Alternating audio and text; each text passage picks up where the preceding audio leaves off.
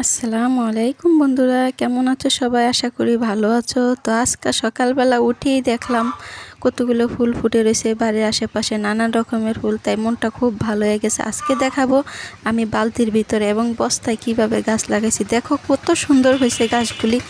এই যে বালতিতে মাটি আর গোবরের সার দিয়ে লাগাই দিছি পুঁই শাক।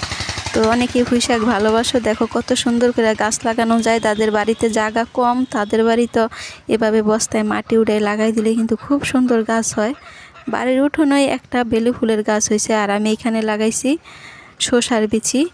তো দেখুন বেলি ফুল গাছটায় কত সুন্দর ফুল ফুটেছে, সেই ঘ্রাণ কত যে ভালো লাগছে। ঘ্রাণটা আমি শুধু নাকের কাছে নিয়ে একটু পর পরে ঘ্রাণ শুনি। দেখো কত সুন্দর হয়েছে বেলি ফুলের গাছটা, কত ভালো লাগে। সকালবেলা উঠেই যখন ফুল গাছটা দেখি মনটা একদম ভালো হয়ে যায়। যারা যারা ফুল ভালোবাসে আমার মতো, তারাই একমাত্র বুঝবে যে কত ভালো লাগে ফুল।